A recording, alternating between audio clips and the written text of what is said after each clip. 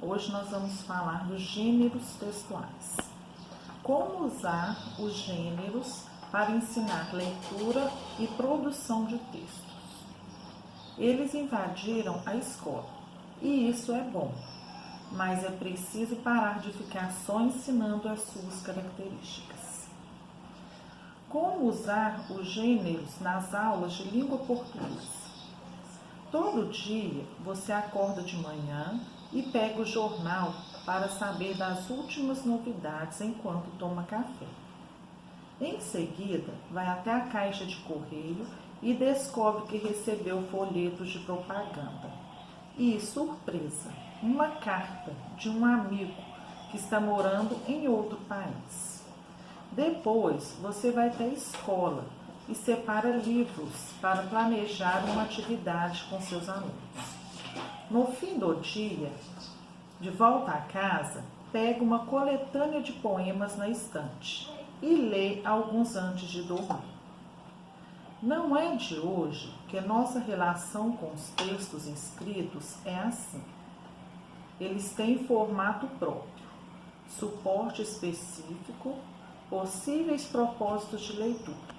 Em outras palavras, tem o que os especialistas chamam de características sociocomunicativas, definidas pelo conteúdo, a função, o estilo e a composição do material a ser lido. E essa soma de características que define os diferentes gêneros, ou seja, se é um texto com função comunicativa, tem um gênero. Na última década, a grande mudança nas aulas de língua portuguesa foi a chegada dos gêneros à escola.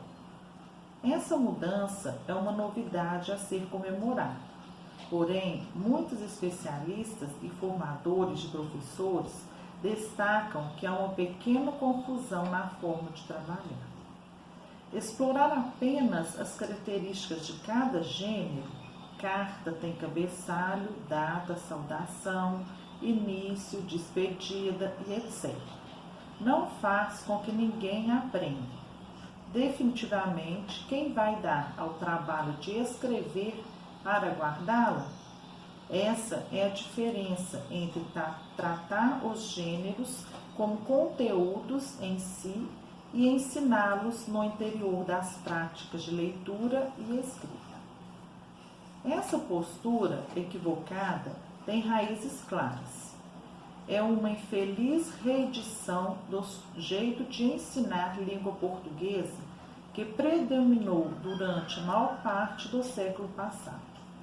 A regra era falar sobre o idioma e memorizar definições. Adjetivo, palavra que modifica o substantivo. Indicativo, indicando qualidade, caráter, modo de ser ou estado. Sujeito, termo da oração a respeito do qual se enuncia algo. E assim por diante, numa lista quilométrica. Pode até parecer mais fácil e econômico trabalhar apenas com os aspectos estruturais da língua, mas é garantido a turma não vai aprender. O que importa é fazer a garotada transitar entre as diferentes estruturas e funções do texto, como leitores e escritores, explica a linguista Beth Marassuki, da Universidade Federal de Pernambuco. É por isso que não faz sentido pedir para os estudantes escreverem só para você ler e avaliar. Quando alguém escreve uma carta, é porque outra pessoa vai recebê-la. Quando alguém redige uma notícia, é porque muitos vão lê-la.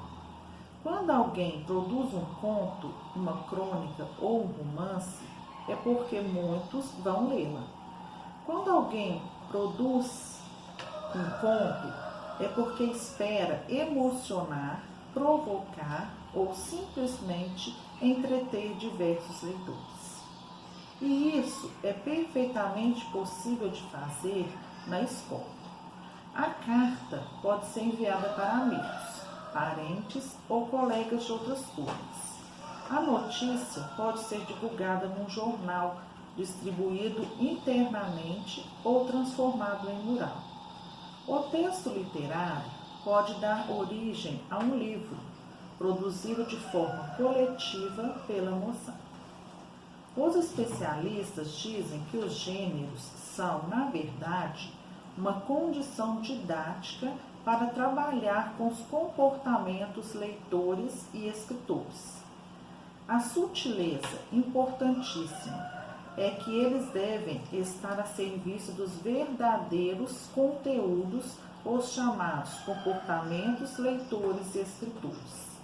Ler para estudar, encontrar uma informação específica, tomar notas, organizar entrevistas, elaborar resumos, sublinhar as informações mais relevantes, comparar dados entre textos e, claro, enfrentar o desafio de escrever. Cabe ao professor possibilitar que os alunos pratiquem esses comportamentos, utilizando textos de diferentes gêneros, afirma Beatriz Gouveia, coordenadora do programa Além das Letras. As boas opções para abordar os gêneros em sala de aula. Existem muitas formas de trabalhar os gêneros na prática. Conheça e compara duas propostas curriculares, de uma instituição privada e de uma rede pública. A primeira é da Secretaria de Educação de Nova Lima, na região metropolitana de Belo Horizonte.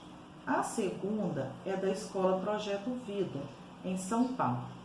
Ambas cobrem do 1º ao 5º ano do ensino fundamental e podem servir de exemplo para distribuir os conteúdos, porque representam um passo além da chamada normatização descritiva, a tendência de explicar só as características de cada gênero.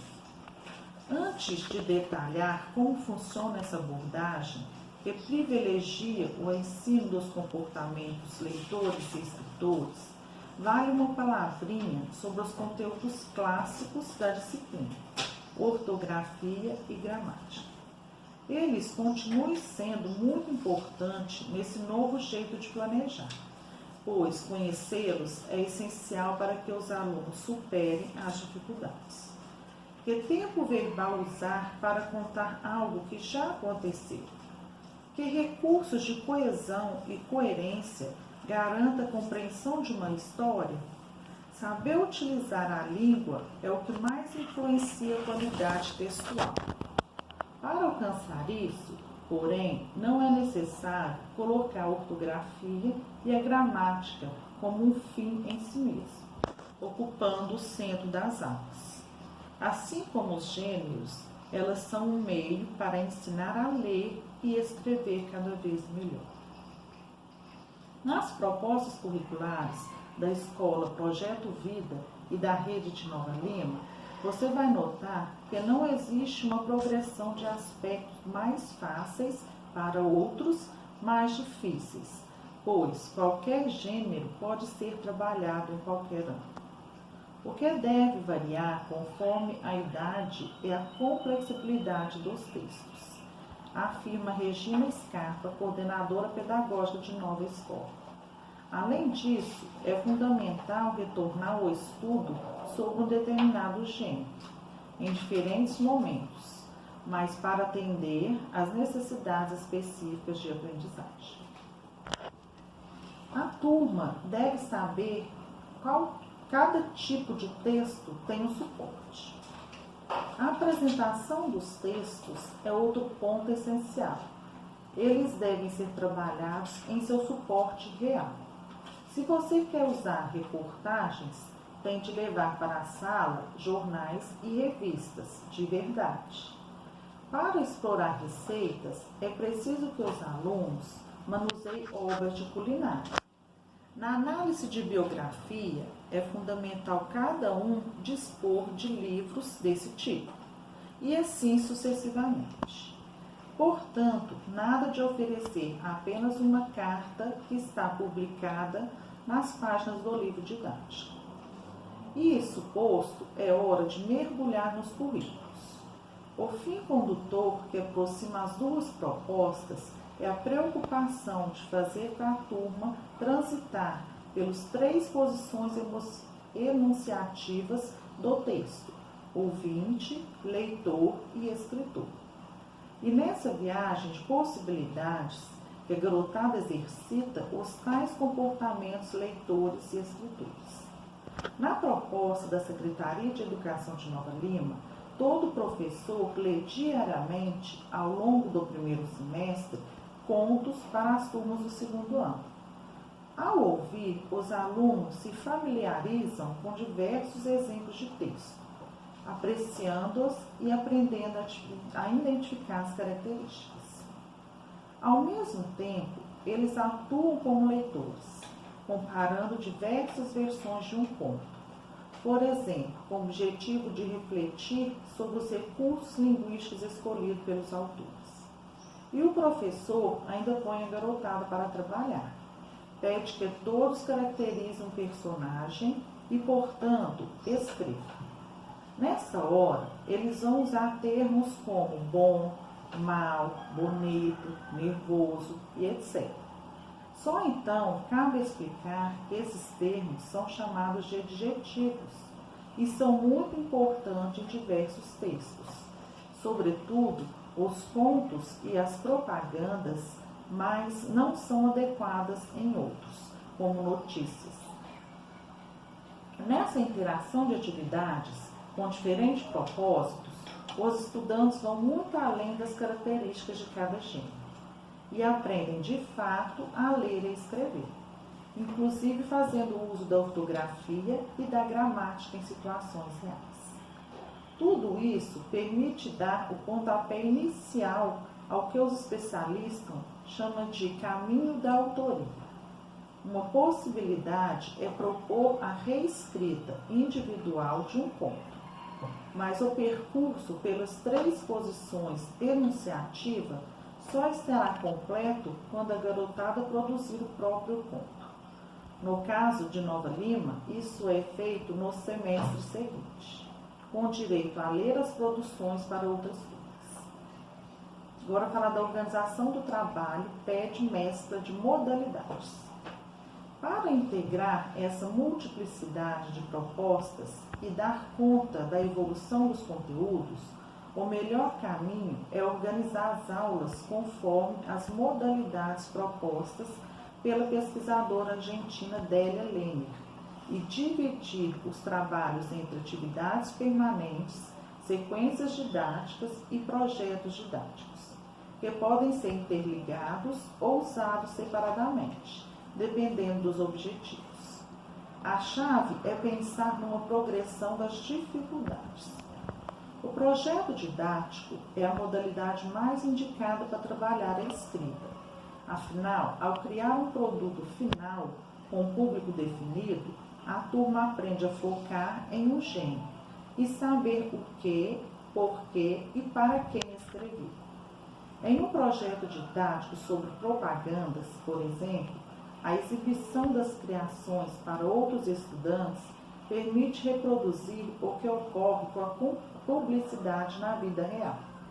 Além disso, a tarefa adquire outro sentido, pois o aluno sabe que escrever para que outros leiam, e não apenas para o professor, é, portanto, passar a prestar mais atenção na necessidade de se fazer entender. Já as sequências didáticas são ideais para a leitura de diferentes exemplares de um mesmo gênero, de obras variadas de um mesmo autor ou de diversos textos sobre um tema. Elas garantem uma progressão que respeita o objetivo a ser alcançado. Ao planejá-la, é importante colocá-la antes dos projetos de produção textual. No projeto, por exemplo, os funcionários informativos são explorados numa sequência didática meses antes da criação de um jornal rural. E as atividades permanentes têm como meta criar familiaridade com os diversos comportamentos leitores. No projeto Vida, as turmas do 2º ao 5º ano realizam semanalmente rodas de curiosidade, em que os alunos contam para os colegas o que leram em jornais e revistas. Com isso, são estimulados a comentar as notícias. Por fim, vale destacar que quando os gêneros são ensinados como instrumento para a compreensão da língua, não importa quantos ou quais você trabalhe, desde que o objetivo seja usá-los como um jeito de formar alunos que aprendam a ler e a escrever de verdade. Agora eu vou falar um pouquinho sobre alguns gêneros, tá? Textuais. Eu tirei aqui do livro. O primeiro texto que eu tirei aqui do livro é o gênero textual diário, né? Os diários geralmente são lidos apenas por pessoas que os escrevem, mas alguns livros literários imitam a forma do diário para contar uma história, né? Então, que é um mar de redes. Então, aqui vem um diário, né? Diário em forma, né? Para poder contar uma história. Então, aqui é um diário, então, um mar de redes. Então, diário. E aqui vem algumas perguntas, né? Sobre o gênero textual diário. Né? Então, nessa história, Pilar escreve sobre uma viagem feita por ela na Amazônia. No trecho do diário lido, onde estão Pilar, seu gato e o menino Breno? Né? Então, isso aqui é um diário de Pilar, contando a história dela. Então, onde que eles estão? Né? No barco. Releia o primeiro parágrafo e o título desse capítulo da história, Um Mar de Rede. Então, você volta lá com a criança para poder reler o primeiro parágrafo e o título, Um Mar de Rede. Então, o primeiro parágrafo, né? Eu nunca tinha visto um barco assim. 3 andares repletos de redes coloridas, umas coladas nas outras. Dentro delas, pessoas de todo o Brasil e do mundo. Algumas dormiam, outras jogavam dominó, comiam frutas ou conversavam. De repente, ouvi um miado muito familiar e vi Samba numa rede vermelha, com um focinho enfiado numa cumbuca, no colo de uma garota morena. Então, esse é o primeiro parágrafo do meu diário. Depois que você leu, né, que você releu, você vai responder. Letra A. O que chama a atenção de Pilar no barco? Né? Foi o que? As redes coloridas, juntas.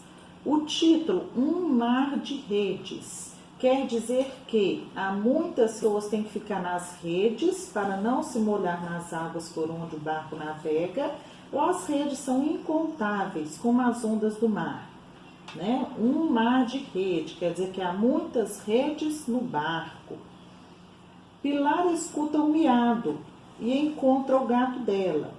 Qual é o nome do gato? Ela no diário ela fala, o diário dela, que chama Samba. O que o gato estava fazendo? Ele estava o quê? Ele estava preso, não estava? Olha, enfiado numa cumbuca, no colo de uma garota. Então ele estava com um focinho, né? Dentro de uma cumbuca no colo de uma garota.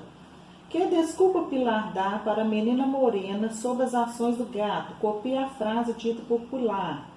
A menina morena se apresenta para Pilar. Qual é o nome da menina? Lá no diário fala tudo, né? Diário de Pilar. Pilar e a menina começam a conversar. Releia essa fala de Pilar. Encontro das águas, eu e o Breno nos entreolhamos, sem saber do que ela falava. Qual que é o significado de nos entreolharmos? Né? Quer dizer que Pilar e o Breno olham um para o outro ao mesmo tempo. A pergunta de Pilar, além de mostrar que ela não sabe o que é o encontro das águas, revela que tipo de emoção? Uma surpresa.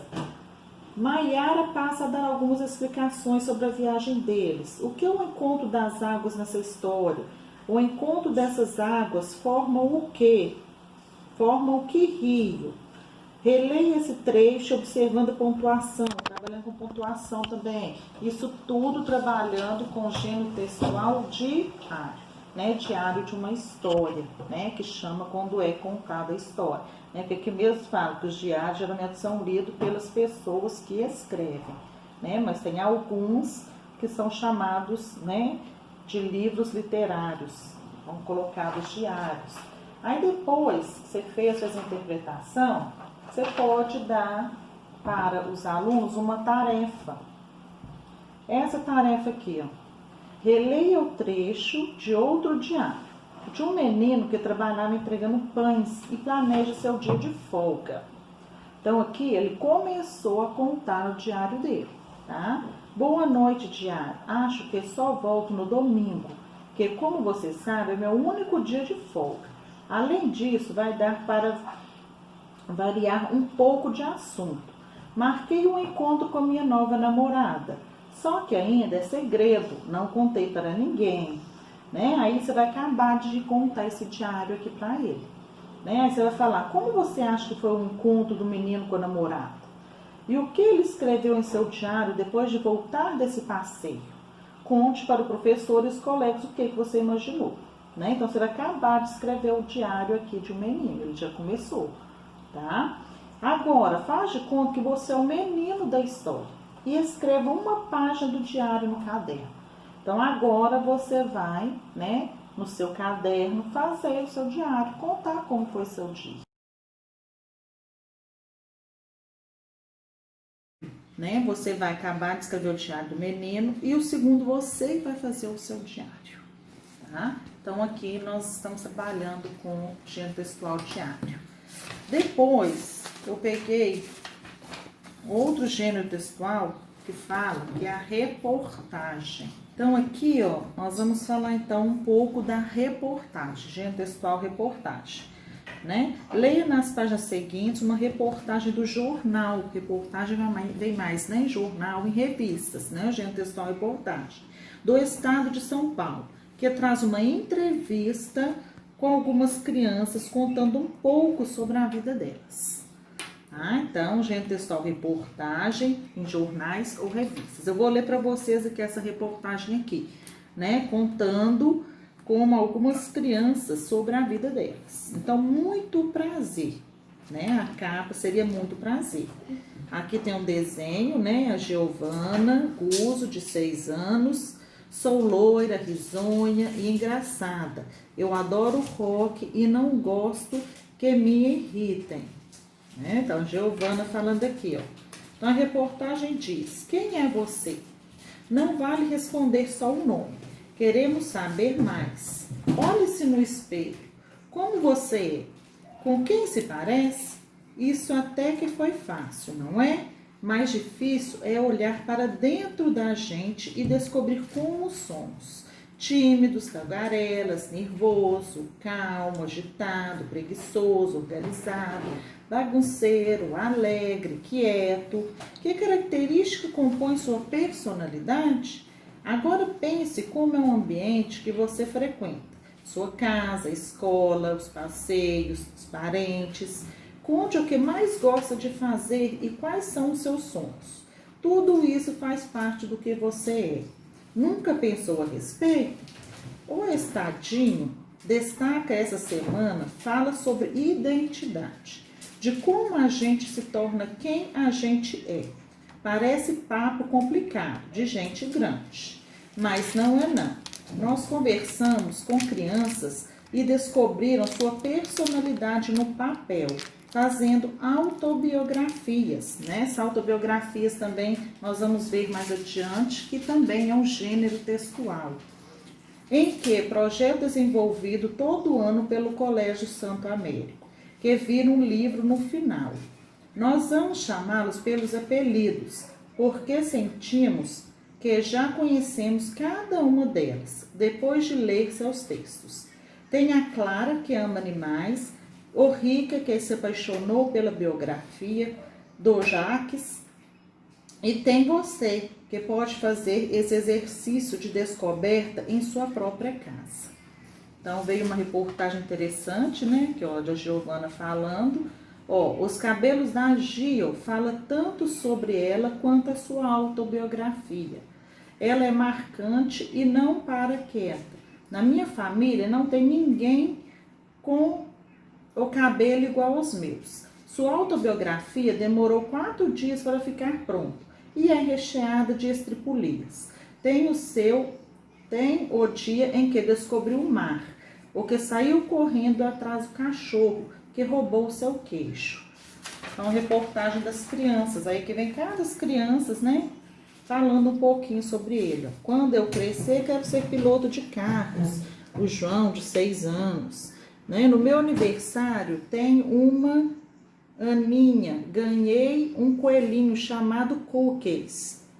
Também falando da Maria Clara, de 6 anos. Né? E o Ricardo também. Meu sonho é poder voar por cima do mar, de 6 anos também. Então, isso aqui é uma reportagem falando sobre crianças, né? Reportagem que saiu no Estadinho, jornal, revistas.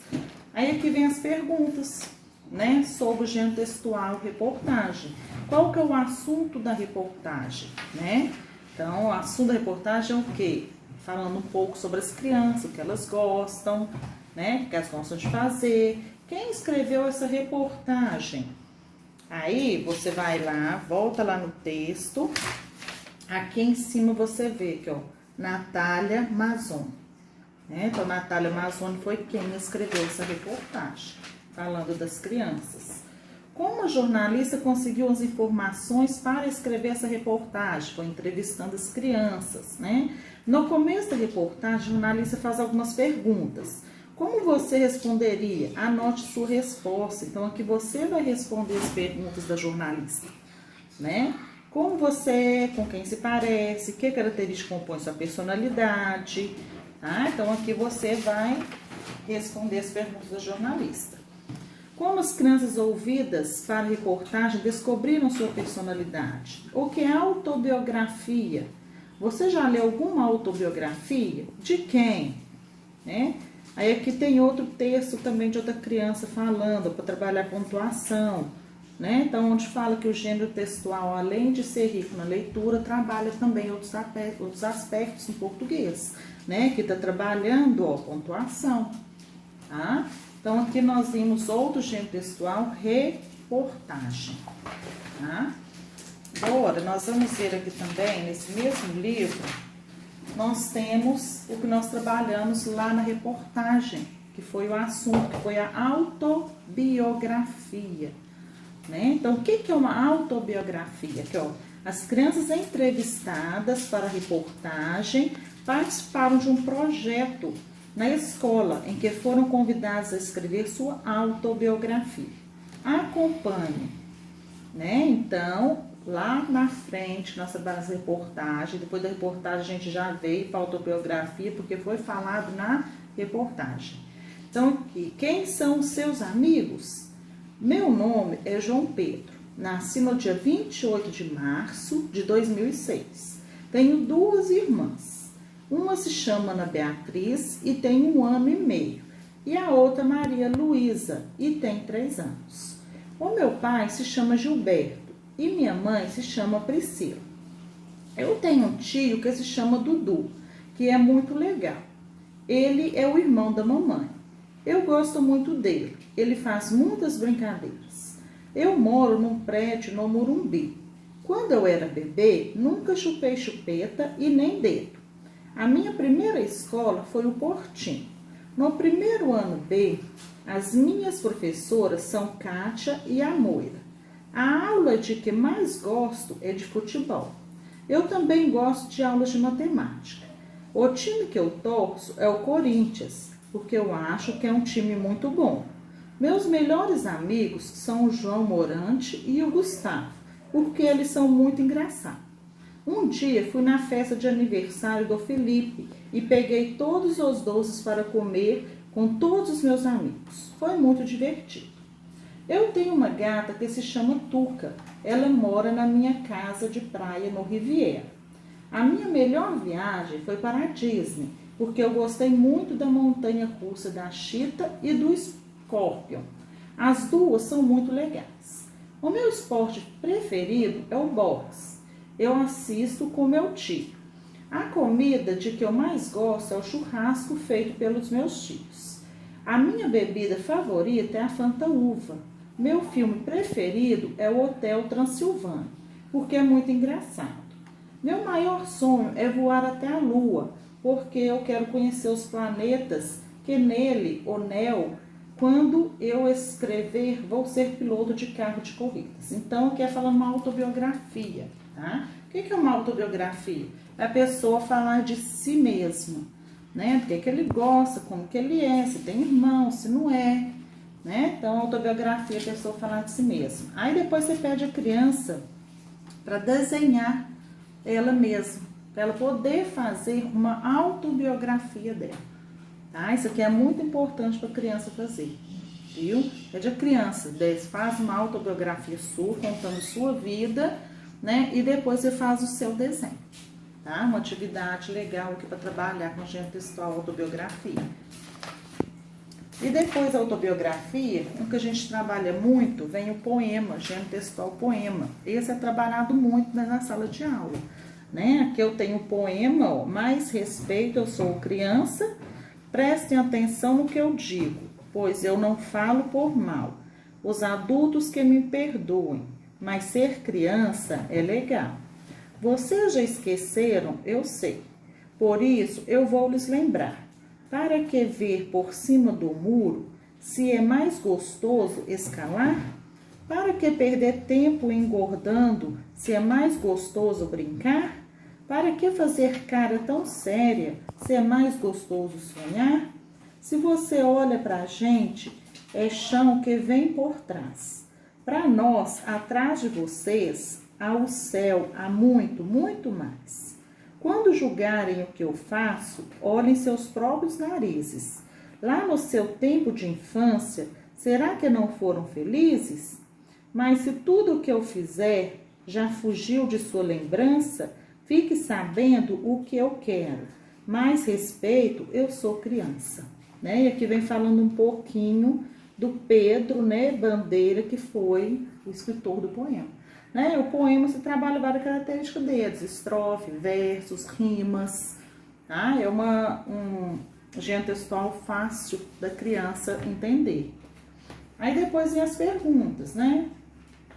Qual que é o assunto do poema, né? Fala como que é legal ser criança, a quem o poema é dirigido, né? Como você chegou a essa conclusão, é dirigido para quem? Para os adultos, né? Releia o último verso do poema e responda, você se sente respeitado como criança?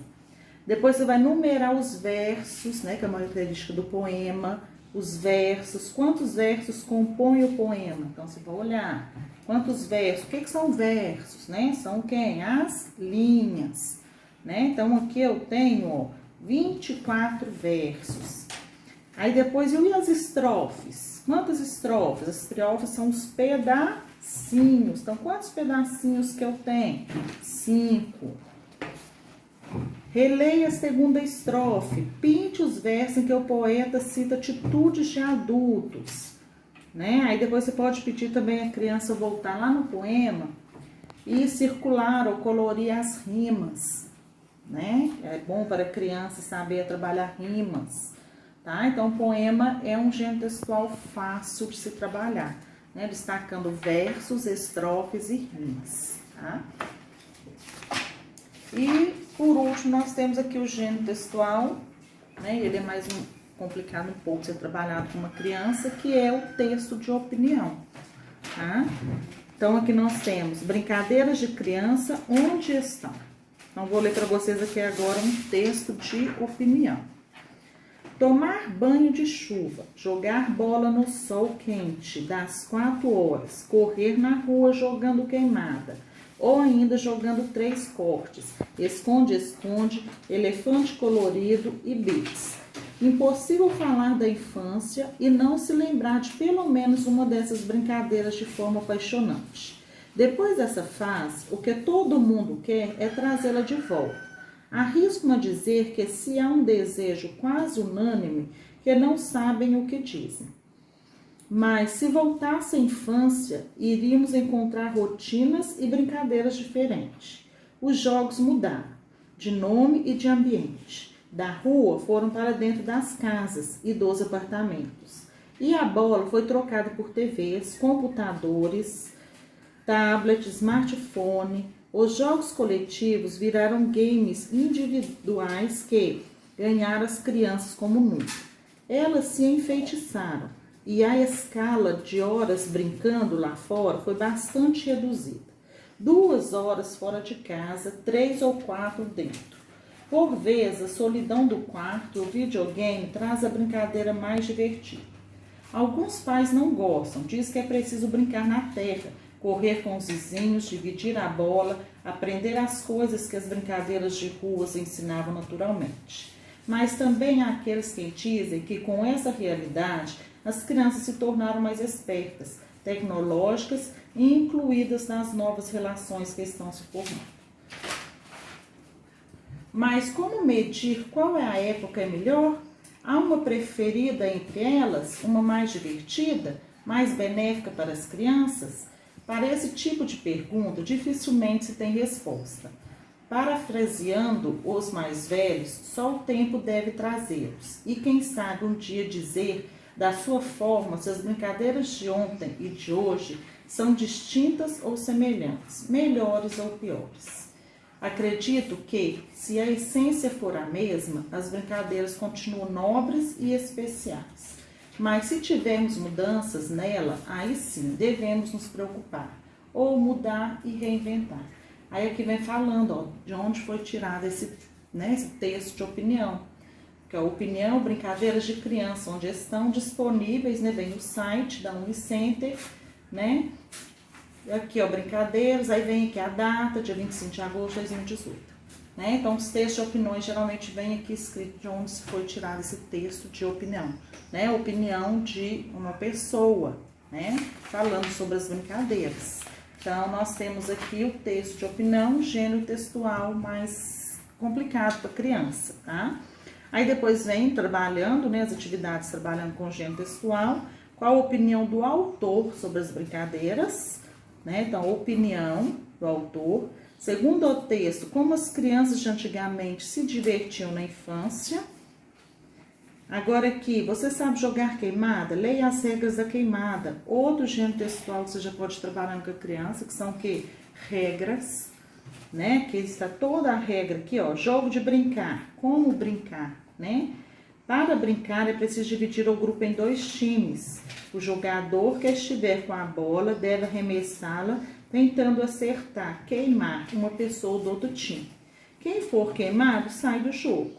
Vence a equipe conseguir queimar todo do time adversário primeiro, né? Então, aqui nós temos agora regras, né? Lembrando que nós temos gênero textual também de regras, tá? Agora, faça uma pesquisa e escreva as regras de outras brincadeiras, né? Então, aqui agora a criança vai pesquisar, né? Umas 3 regras, né? 3 cortes. Quais são as regras para poder julgar? Aqui, elefante colorido, mais 3 regras para poder julgar. E bits, mais 3 regras aqui para você poder julgar. Tá?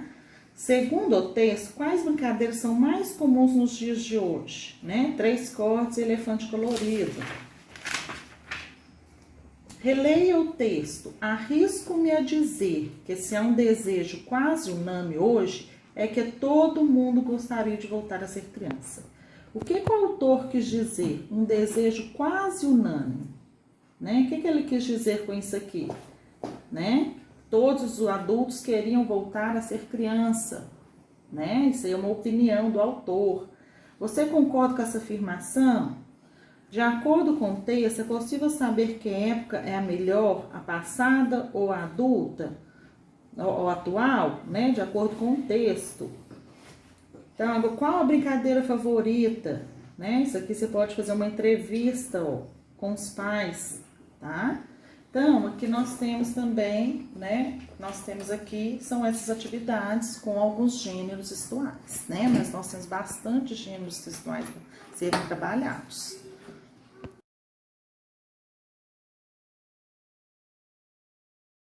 Todas as idades, a leitura enriquece o conhecimento, mas principalmente durante a educação infantil, uma fase de muitos aprendizados, desenvolvimento de habilidades, ampliação de vocabulários e estímulo da imaginação. Quando uma história é contada, a mente começa a imaginar o enredo dela, assim como acontece com a leitura. Então, desde cedo, É importante adotar essa prática para que as crianças aprendam a ter gosto pela leitura, que incentiva e desenvolve a curiosidade. Momento de expressão na leitura.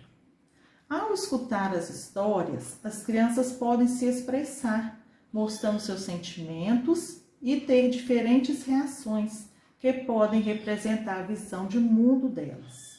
Além disso, será um momento para compartilhar vivências e opiniões. Os contadores da história, geralmente os professores, podem incentivar a participação dos alunos com a prática da leitura interpretativa. Para dar mais liberdade à participação e facilitar a interpretação dos alunos, use recursos cenográficos com visual e sons atrativos, por exemplo. Além disso, o tema da história pode dar espaço para debater outros assuntos na vida escolar, como o bullying.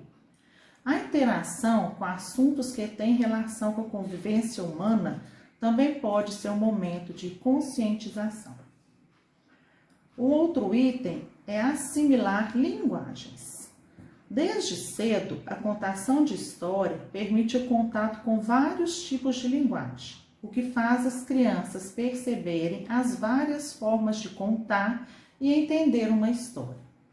As experiências pessoais ajudam na percepção e na valorização das situações contadas, além de estimular a imaginação, já que elas também pensarão na aparência dos personagens e no cenário.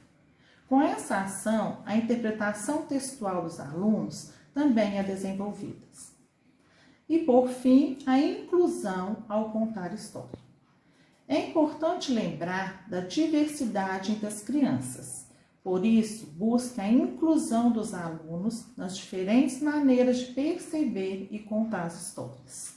Os educadores podem contá-las e os alunos podem escutá-las de olhos fechados.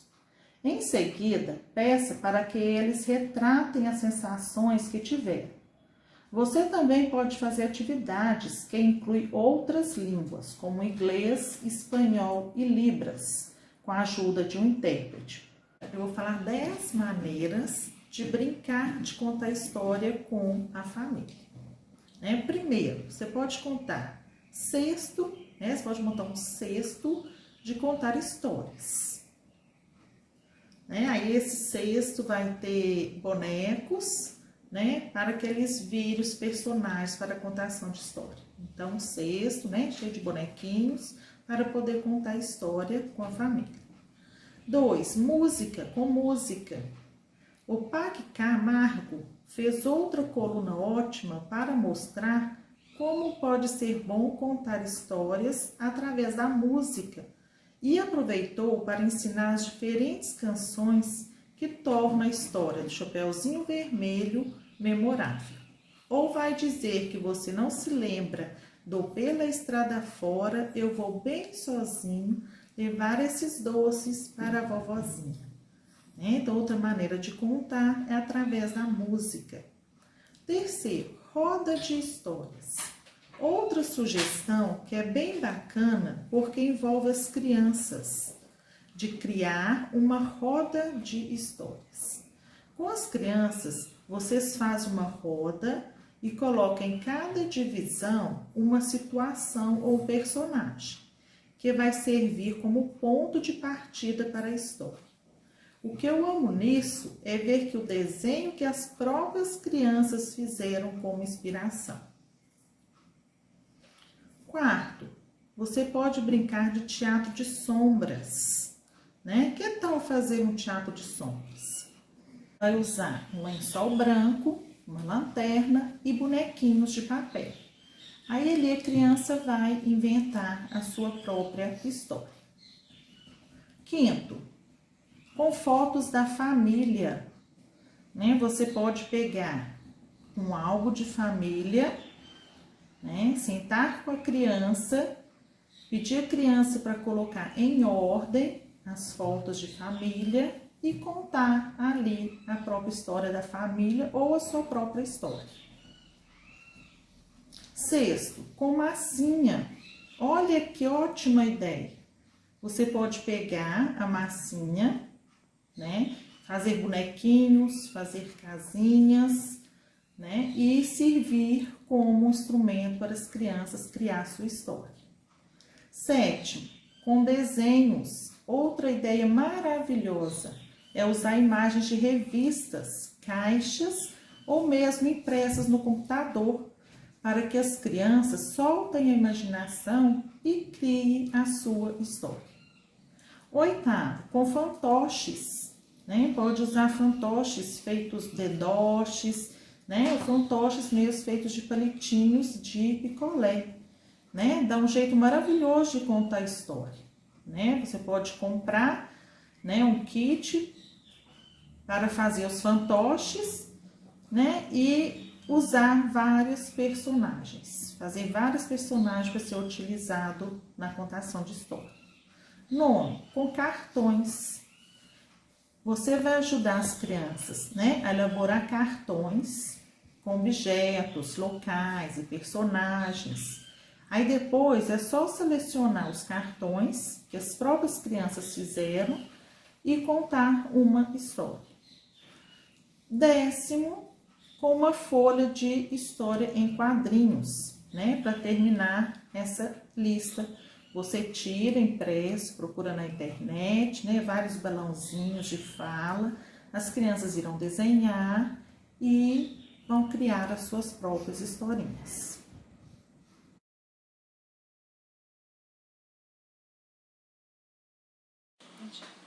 O Ratinho, o Gato e o Galo, de Monteiro Lobato. Certa manhã, um ratinho saiu do buraco pela primeira vez.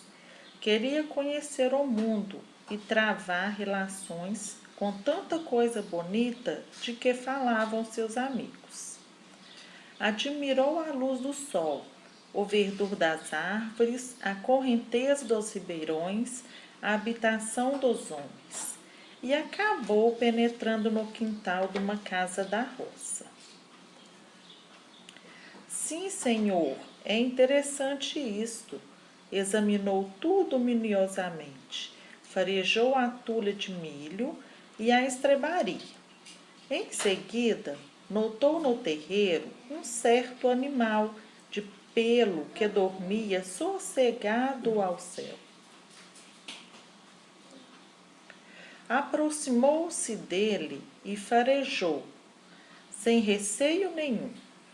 Nisso aparece um galo que bate as asas e canta.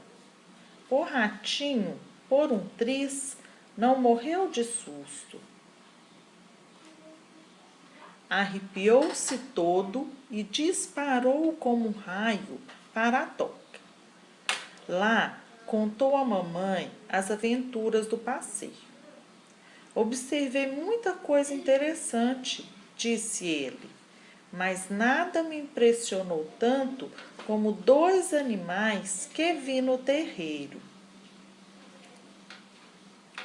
Um de pelo macio e ar bondoso, seduziu-me logo. Devia ser um desses bons amigos da nossa gente.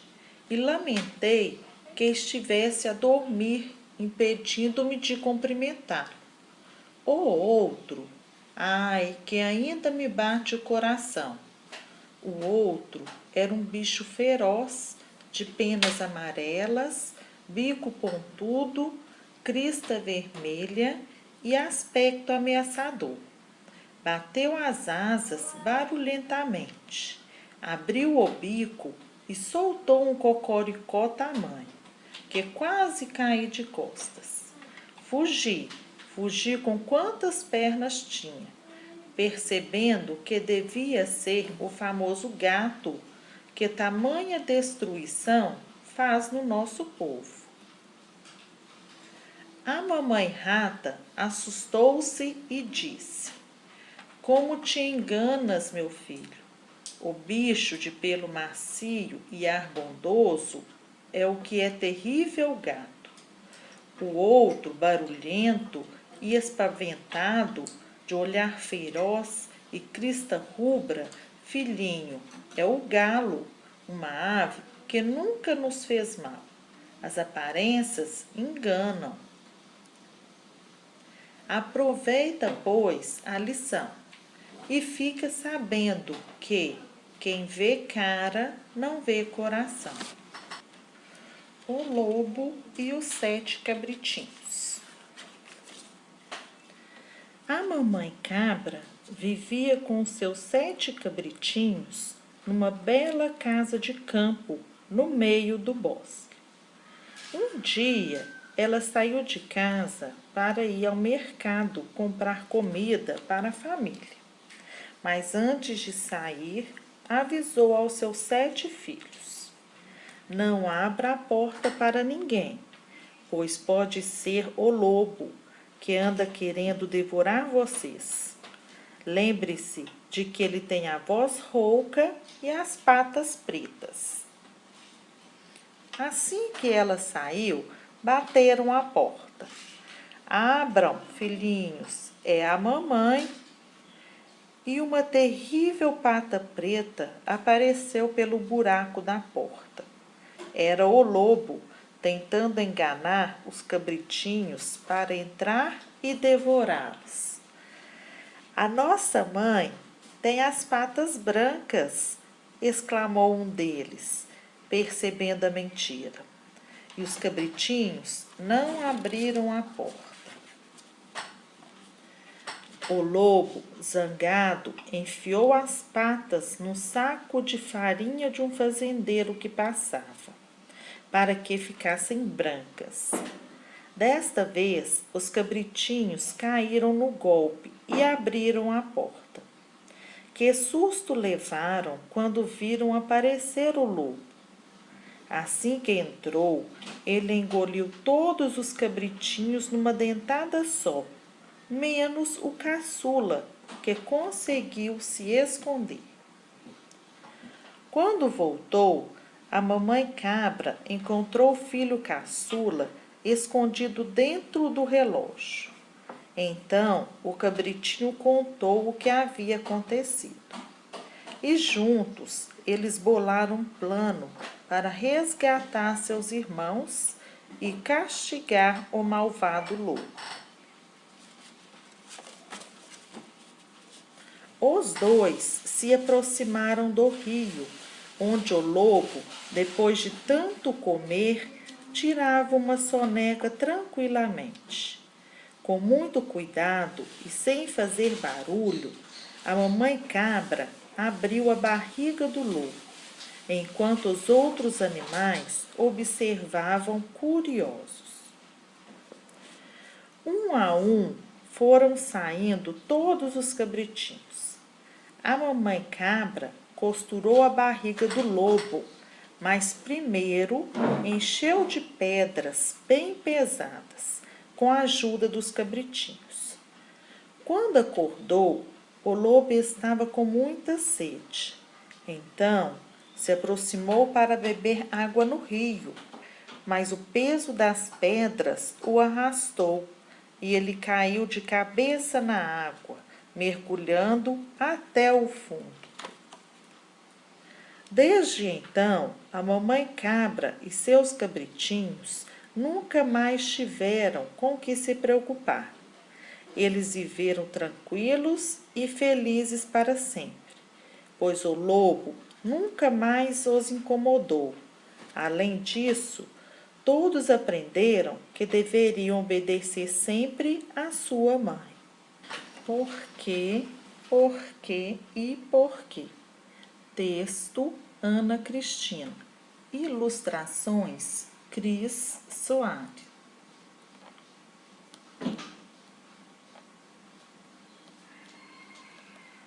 Bento é um menino que gosta de perguntar tudo o que ele vê.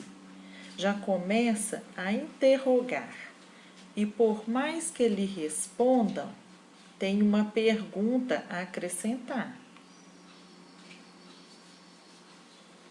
Por que a árvore está no chão?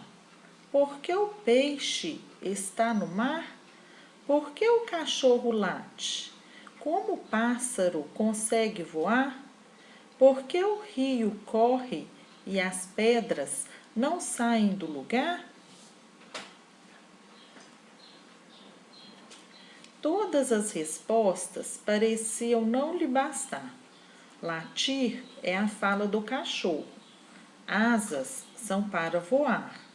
Se as pedras não têm pé, não podem se deslocar.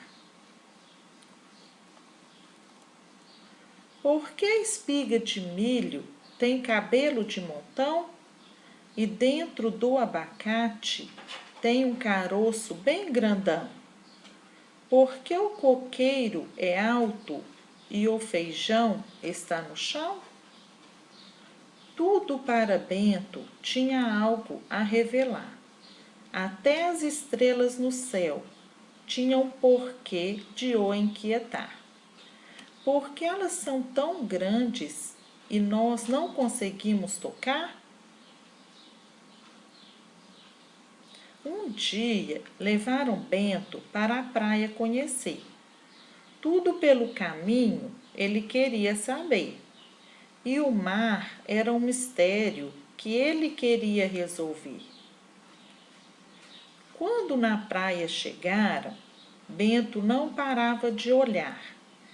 Via o mar à sua frente, via a espuma se formar. Viam as ondas deslizando, como se estivessem a dançar.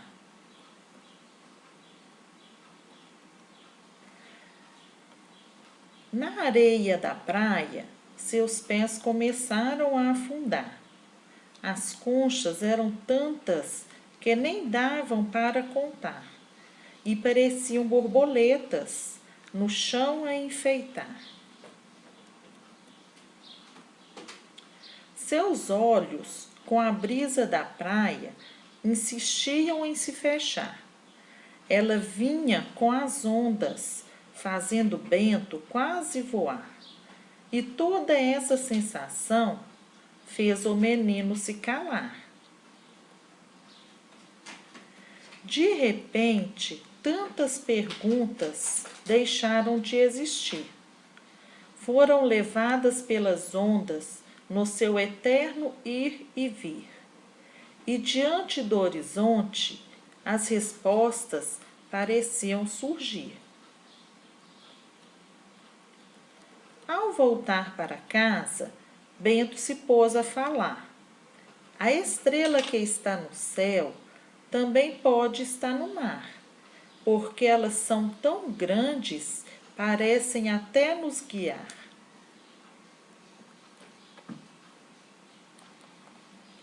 As conchas são os enfeites que a areia traz do mar, e as ondas vão arrumando para a areia decorar. Eu fiquei só olhando, não queria atrapalhar. O céu é tão grande, ele é irmão do mar. Os dois são bem azuis, nós podemos comparar. No céu, as nuvens passeiam, como as ondas brincam no mar. Os peixes são como os pássaros, servem para alegrar. No avião e no barco nós podemos passear, pois se em um a gente voa, no outro podemos nadar. Bento fechou os olhos e começou a se lembrar de como era boa a brisa que forte vinha do mar, e sentir na sua pele chegando a se arrepiar.